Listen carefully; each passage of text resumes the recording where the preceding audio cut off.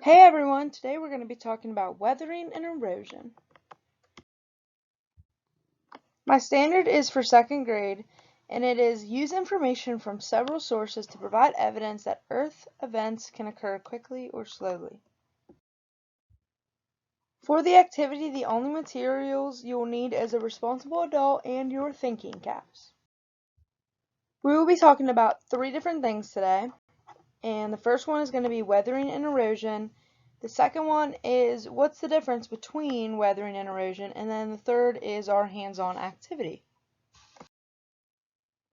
The first thing we're going to talk about is weathering and erosion and what it is.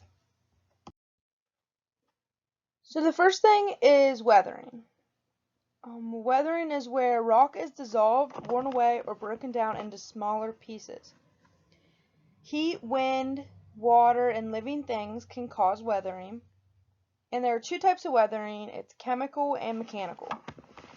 So chemical weathering are minerals that make up the rocks are changed. So it decays rocks or minerals, and an example would be the top picture, and it's water is dissolving the limestone rock. And then there's also mechanical weathering, and it's changes in temperature or pressure, freezing or moving water and wind. And it physically breaks up rocks, which an example is frost action. So in the middle of the bottom picture, the rock seems to be separated, but before there must have been a crack, and when water got in there, it froze, and making the water expand and break the rock apart. So this is kind of what we talked about in the last slide. The picture is like a timeline sequence, and the first one is water collects in a rock crack. The water freezes and expands, forcing the crack to widen. Ice stalls and contracts, and water gets deeper into the cracks again. And then it just repeats and causes further cracks until the rock splits. So the next thing is erosion. And erosion happens when rocks and sediments are picked up and moved to another place by ice, wind, water, or gravity. Erosion occurs at Earth's surface. And soil erosion can remove soil, leaving a thin layer of rocky soil behind, and it can cause problems for farmers and building foundations. And then when wind and water slow down, the sediment is deposited in a different location. So the bottom picture, the waves have crashed the waves crash all the time on this road, and it has taken pieces of the road and deposited them on the sand or back in the water.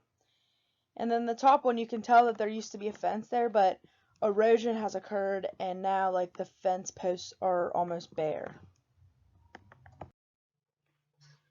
So this picture is an example of erosion over time. You can tell in the 1996 picture, which is on the left, that the water doesn't come up as high as the pictures in 2006 or in 2012. And then also if you look towards like the top of the picture, the water is significantly bigger from 2012 than 1996. So this just shows you that over time our land changes, whether we want it to or not. So now the second thing we're going to be talking about is the difference between weathering and erosion. So weathering and erosion kind of go together. Weathering degrades rock without moving its location, whereas erosion moves the degraded rock to a new location.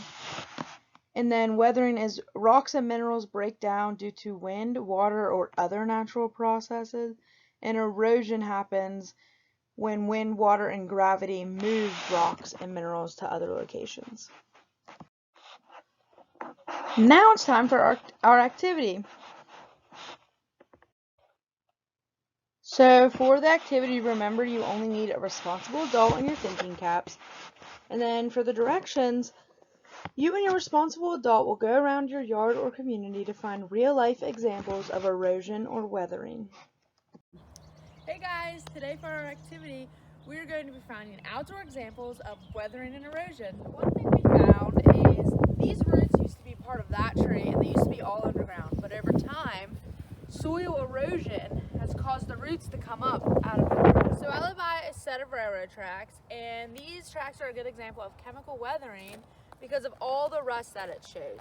It's even so rusted that it's chipping off in some parts as well. So now it's your turn. Go around your yard and find different types of weathering and erosion. So to review, weathering is breaking down rocks by natural processes like wind and water, and it also stays in the same location. And erosion is taking the broken down rocks and soil and moving it to a new place.